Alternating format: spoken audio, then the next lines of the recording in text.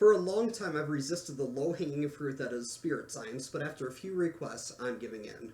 If you're not familiar with spirit science, just think of every religion, New Age belief, and conspiracy theory thrown together to form one incoherent story, and you're pretty close.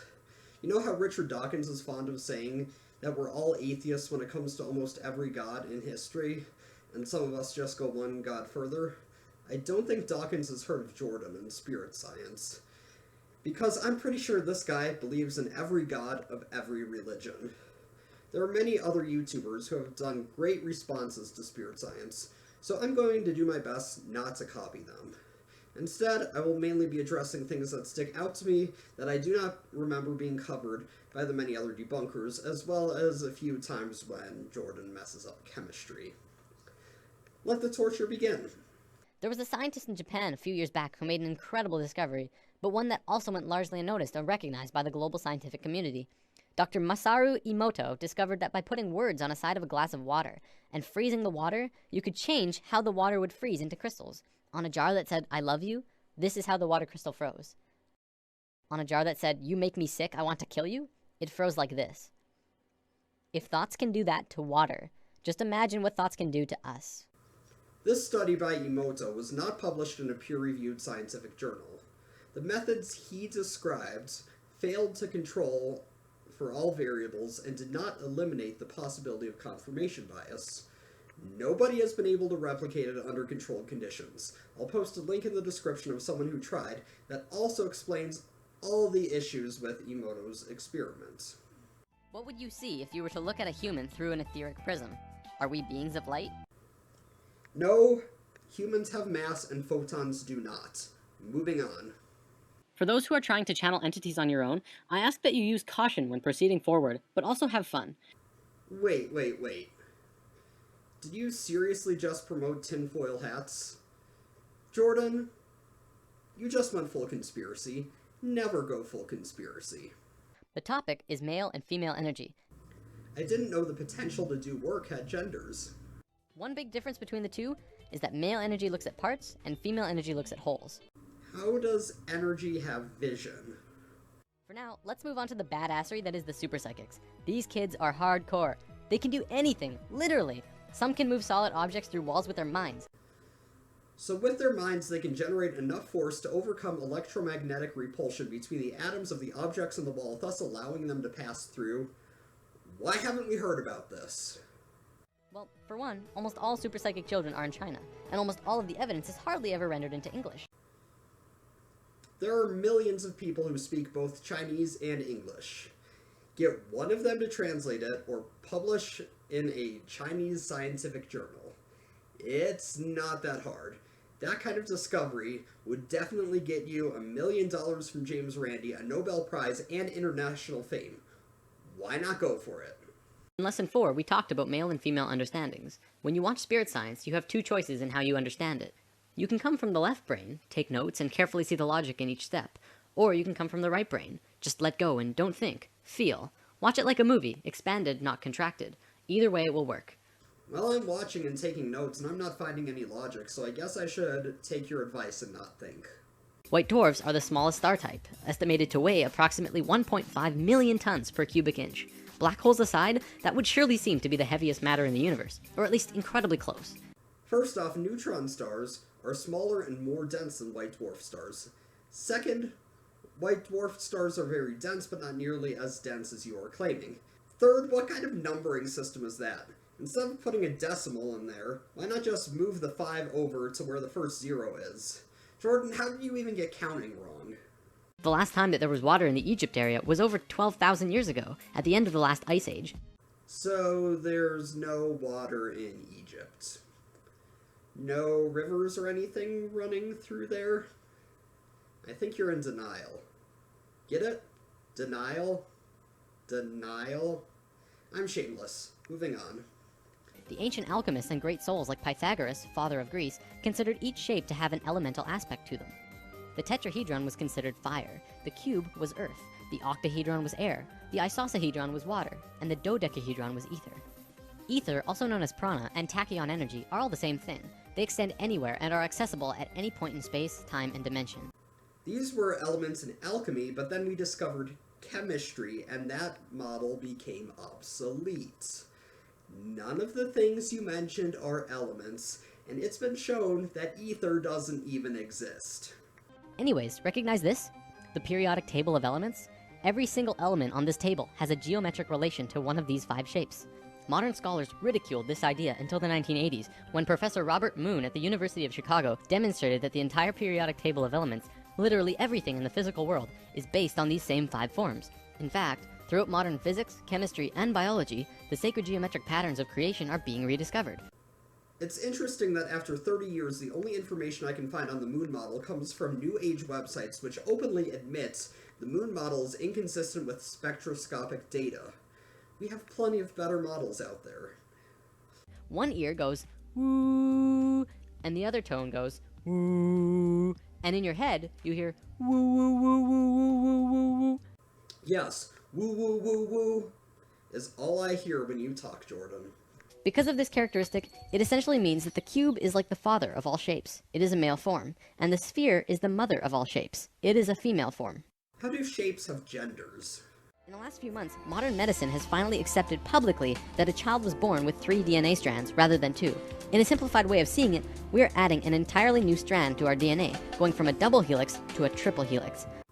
You're not telling the full story. Alfie Clamp was born with 3 strands of DNA only on his 7th chromosome, and as a result has had to deal with many illnesses and birth defects. Furthermore, how does one child being born with a condition mean we are all evolving toward that condition?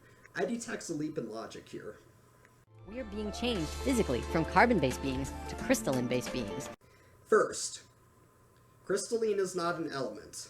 Second, crystalline is not even a noun, it's an adjective. How would our DNA be based on an adjective? It's like saying our economic system is based on crunchy. In part 1, we talked about the activation of our DNA, and this is a concept that is not entirely understood yet. Sure it is. Messenger RNA transcribes DNA and takes it to a ribosome where it is translated into amino acids. No translation occurs until the ribosome hits what is called the start codon, usually the base sequence AUG, which creates the amino acid methionine and starts coding for a protein until it hits a stop codon. The genes that went into creating that protein are called activated. This is high school level biology, Jordan. To fill these 2 empty vortexes, according to Thoth, 2 extraterrestrial races stepped in. Not 1, but 2 completely different races. The first race were the Hebrews, coming from our future. You do know History of the World Part 1 was a parody of history movies by Mel Brooks, right? It didn't actually happen. There are no space Jews. When this happened on our evolutionary path, we now had the planetary consciousness of a 14-year-old girl. The Martians were an incredibly male species, and also very old. So what you had was a 14-year-old girl being taken over by a 60 or 70-year-old man. We had no choice in the matter. The Martians just stepped in and said, like it or not, we're here. They didn't care what we thought or felt about it. I'm pretty sure you just described interplanetary statutory rape. That's not messed up at all. It's almost as if a specific company doesn't want us knowing about this and the evidence that's been brought forth. When in doubt, claim a cover-up. Thoth lived on Atlantis for a very long time, and he told us that he saw the Earth shift 5 times, watching the sun rise in the east, and then the west, then the east, then the west. This is how to explain why during a consciousness shift at the end of Lemuria, it sank beneath the oceans and Atlantis rose. If the crust was spinning randomly around the planet, many geological events such as continents rising and falling would take place. You're talking about the shifting of magnetic fields. That does not involve the Earth itself spinning randomly. If the Earth just randomly started rotating in the opposite direction, we'd have a lot of issues, not the least of which involves supersonic winds destroying pretty much everything in their path. We'd be way too screwed to have a consciousness shift. Thankfully, we have this lovely thing called inertia. The amount of energy it would take to stop the Earth and make it spin in the other direction is much more than a shift in the Earth's magnetic field could provide. These grids give off light as well, and from space they can be seen as the source of the bluish glow around the Earth. No, that is the atmosphere, which scatters blue light and thus appears blue from space. That's also why the sky is blue. It would be one thing if you took gaps in our knowledge and filled them with metaphysical woo, but you take things we know and have explained and decide there's something different altogether. This is why today we are so physically advanced compared to pretty much all the other animals in this third dimension. No, other than perhaps intelligence, for every physical attribute we have, there is some animal that has a better version. Thoth tells us is that every level of consciousness seen here not only has its own consciousness grid, but its chromosome change as well. The second level, where we are now, has 44 and 2 chromosomes. To any scientist, this is basic biology. The first level, however, has 42 and 2, and this third level has 46 and 2. The fourth and fifth have 48 and 2 and 50 and 2 respectively. The primary physically visible difference between these DNA in all life is height. The first level has an average height of 4 to 6 feet tall. The second level, us, has an average height of 5 to 7 feet. Third are about 10 to 16 feet, which we are about to translate to. Fourth is 30 to 35 feet, and the last is 50 to 60. Number of chromosomes and height are not connected. Shrimps have between 86 and 92 chromosomes depending on the species. Dogs and wolves have 78. Chimpanzees have 48, or as you would say, 46 and 2. And they're not 10 to 15 feet tall. Humans with Down syndrome have 47 chromosomes, and they're not any taller. Take it with a grain of salt, though. After all, it is just a theory. And you end the human history movie by calling your wacky ideas a theory, thus equating it with things like gravity, evolution, and atoms. The way you said that almost seems like you're suggesting all theories shouldn't be taken seriously, or at least taken equally as seriously as this crap. That's a low blow, Jordan. I have no respect for that. Crystals definitely don't have the thinking capacity of humans, or even the biological reproductive systems of plants, but they are life. And today I'm going to show you how this works. The current definition of life is descriptive and varies slightly, but in some form always includes the same characteristics. I will list these characteristics and see if crystals fit the description. Number 1. Homeostasis. Crystals do not respond to external stimuli in order to maintain homeostasis. Number 2. Organization. Crystals aren't composed of cells, but they are organized. Half credit. 3. Metabolism. Crystals don't have metabolisms. 4. Growth. Crystals do grow, but it is more of an accumulation of matter than increasing size of all of its parts. Half credit. Number 6. Response to stimuli. I guess a crystal breaks if I hit it hard enough, but that's not really a response to stimuli. That's more laws of physics. Number 7. Reproduction. I guess crystals can reproduce by using seed crystals. We only have 2 characteristics with half credit so far, so I'll give this one full credit. Number 5. Adaptation. Crystals don't have the ability to adapt. Well, crystals only met 1, and sort of met 2 of the 7 categories. Conclusion, not life. Our physical bodies are on this physical plane, but the sounds that we hear vibrate to a different frequency, as with smells and even thoughts. Crystals also vibrate to many frequencies at once. I want to point out the little footnote Jordan has where he apparently thinks dimensions and frequencies are the same thing. They're not. When patterns of energy are disrupted, we experience a state which we know as disease, which is a body that's not at ease. The resistant, discordant energy patterning is responsible for every negative symptom we experience, everything from headache to cancer. So you deny germ theory? I'm getting the feeling that the more evidence there is for something, the less likely you are to believe it. Science found in the 50s that silicon shows the same principles of life as carbon. Exactly 1 octave down on the periodic table from carbon is silicon. Sponges deep in the ocean made from 100% silicon were also discovered, which shows that silicon life doesn't just work in theory, but they actually exist right here on this planet. While silicon is chemically similar to carbon, it does not form long, stable chains of molecules necessary for life. Even the silicon analog of methane, one of the simplest carbon compounds, spontaneously combusts when exposed to air. As far as the sponge, there are some sponges that use silicon to form their structures, but the living cells are still carbon-based. It would be like calling humans calcium-based life forms because our bones contain calcium. The energies within crystals are universal. Therefore, when you connect with a mineral and are open to receiving what it has to offer, and begin to play creatively through your higher self, you can contact and synthesize the energies from which the entire universe is comprised.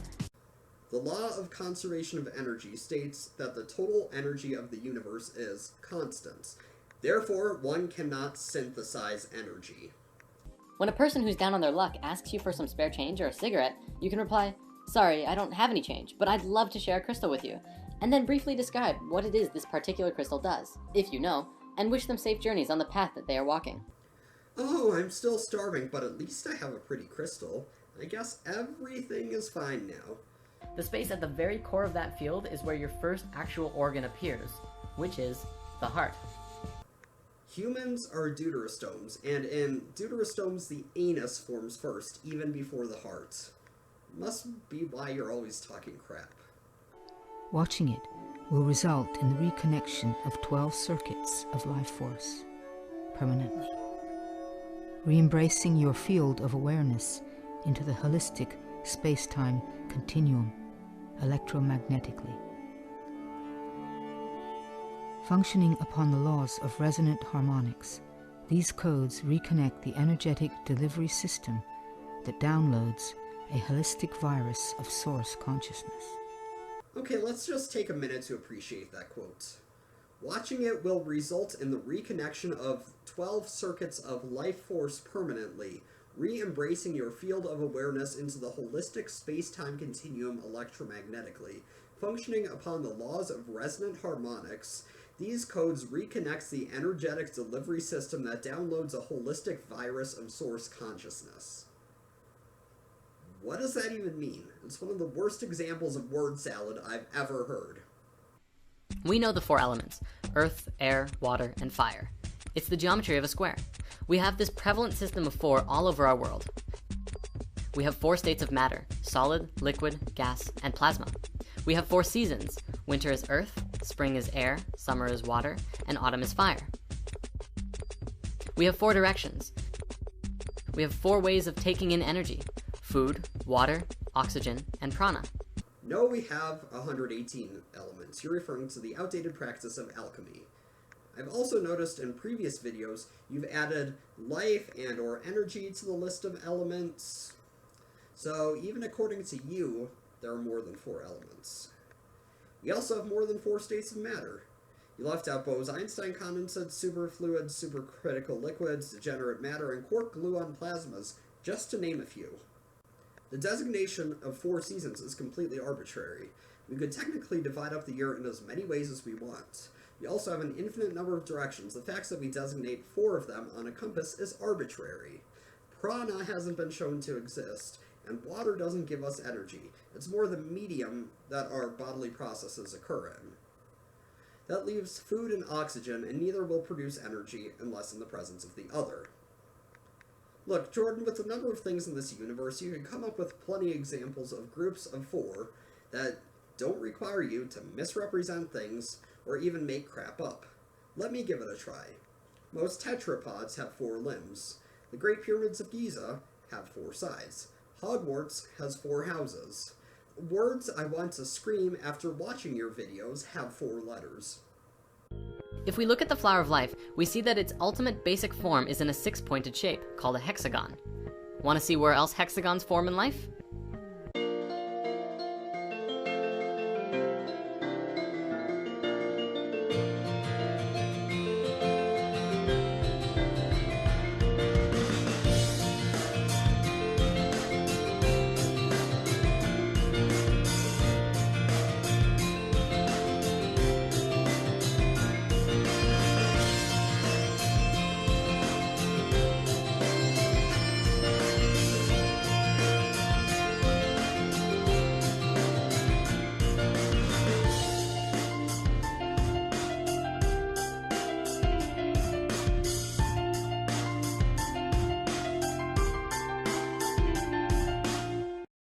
First off, many of those were non-living. Second, in a category as broad as nature, you can find a ton of examples of pretty much any shape.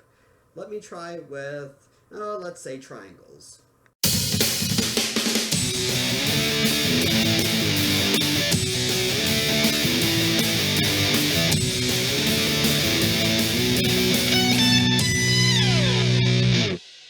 See? Now, let's take this one step deeper because I know there's one aspect about this that a lot of people are hesitant about. It's the use of this word, spirit, in conjunction with this word, science.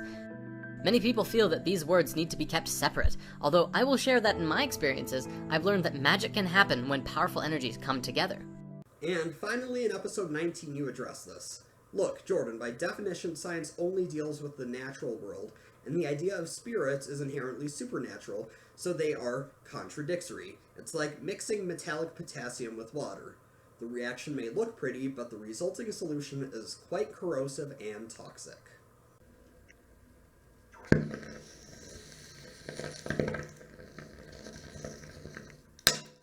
In fact, it's the very nature of physics and our own sun. Our sun is a fusion reactor, which provides all of the energy and life for the entire planet, whereas fission, on the other hand, has been used to blow up and demolish entire cities. So, which do you really prefer? Ever heard of the hydrogen bomb, Jordan? It's a fusion bomb, and is much more destructive than fission bombs. So fusion can technically be even more deadly than fission. Well, we know that it's the most common substance on Earth. While water covers over 70% of the Earth's surface, it is not the most common substance on Earth. If we're talking about the entire Earth, the most common substance is iron. If we're just talking about the crust, it's oxygen, followed by silicon, mostly in the form of various silicate minerals. Water is the only element in existence that can exist in 3 states: solid, liquid, and gas. Really, the only elements. Well, here's a clip from a previous video I did showing bromine in equilibrium as a solid, liquid, and gas. That's just one example. Under the right conditions, almost any element can be in any of those states. Helium's a little weird, but that's a story for another time. You put a note on the video, likely as a response to the comments, to think about this from the 4 elements perspective. Ignoring the fact that you're throwing away chemistry, yet again, I'll challenge you on this one too. Air can be cooled into a liquid or solid. We see molten earth all the time coming out of volcanoes, and with even more energy, you could vaporize it. What else do we know about water? Well, it's the only element that expands when it freezes, and contracts when it heats. Water contracts when it melts, and continues to contract up to about 4 degrees Celsius, but after that it expands with heat. So you're misrepresenting the concepts a bit here. Also, silicon, gallium, germanium, and bismuth all are elements that expand upon freezing, just to name a few. Why does water have the highest surface tension of all liquids? It does not. Mercury, for example, has a much higher surface tension. This is an absolutely beautiful thing, because admitting that we know nothing allows us to open up to learn new things about what it is that we want to know. You should take your own advice and stop making crap up. By the time it gets to our bodies, it is not in very good shape at all, and it's not benefiting us by drinking it. So the water you drink isn't benefiting you. How about you test this? Stop drinking water, and let me know if you lose any benefits. I could think of a few. Water creates so many structures that life cannot exist without. Water forms the DNA helix. Water also forms the structures of proteins. DNA is composed of nitrogenous bases linked together by a sugar phosphate backbone. It's not made of water. Likewise, proteins are made of chains of amino acids. Not water. The only other element that is absolutely necessary for life is the sun. Without the sun, we could not have life, and in a... So the sun is an element now? Look, Jordan, I get words can have multiple definitions, but you use those definitions interchangeably without letting us know when you're switching between them. We know that atoms are immortal, based on scientific research. Atoms never decompose or age. Atoms that were present at the time of the Big Bang billions of years ago are still with us today in the same form that they were when they came into existence. Some atoms are radioactive and decompose into other atoms. Many other atoms ended up in stars where they fused to become heavier atoms. And in many models of the distant future of the universe, atoms will eventually decay, so they're not necessarily immortal. Some scientists have actually been known to cut infinite numbers when they find them because they're deliberately looking for finiteness instead of embracing the infinite nature of reality. Jordan, that's called rounding, and people do it because doing calculations with infinitely long numbers, or even just writing said numbers down, would take a very long time, and for all practical purposes, that's not needed. Particles are called particles because they're too small to be seen by instruments we have in science at this time. What that means is that we don't really know what particles even are. If we knew what they were, they would not be particles anymore. They would be described. Even though we can't see particles, we can still know quite a bit about them, and even mathematically model them to amazing accuracy. Let's think about photosynthesis. A burst of energy from the sun travels towards the earth as both a wave and a particle. It has properties of both, and it's moving at the speed of light, and passes through a plant. That plant then absorbs the information and energy that it needed from the wave particle that passed through it.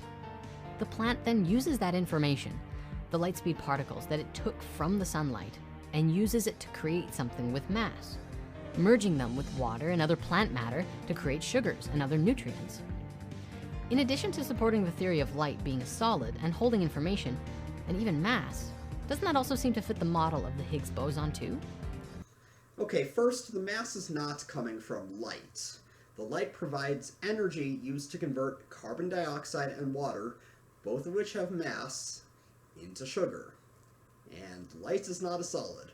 Solid is a state of matter. Matter, by definition, has mass and volume, which light does not have. If you were talking metaphorically, I'd say the behavior of light is closer to that of a liquid than a solid.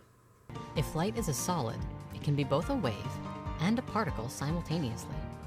Since when do solids act like both waves and particles? This single cell at that point is a single organ. Can you guess which organ it is? Skin. Considering an organ is a group of tissues serving a common function and a tissue is a group of cells performing the same function, a single cell is not an organ. Nice try. However, then the squares begin penetrating circles. The male form begins interacting with the female form. The male square is penetrating the female circle. Well, if geometric porn turns you on, Jordan, who am I to judge? You do seem a little overly obsessed with geometry, though. Hey, shut that machine off. It's poisoning us. Done. Hey, let's rewrite our healthcare system. Let's try doing something new that works. Done. Hey, let's make all cars 100% electric. Let's make a way of generating electricity for free. Sure, let's just shut down all power plants and create a flawless healthcare system, make all cars electric, and somehow break the laws of physics to create free energy. Jordan, the problems are much more complex than that. If they were that easy, we would have solved them already. Overall, Jordan, I can say I'm ashamed to share a name with you. And if any of you who watch this video think I'm quote mining Jordan, pretty much everything he says is equally as stupid. You can go watch his videos for yourself. I only picked parts of his videos that I have not seen covered by Martinmore81 or other great YouTubers who have already debunked spirit science videos. Be sure to check them out too if you're interested.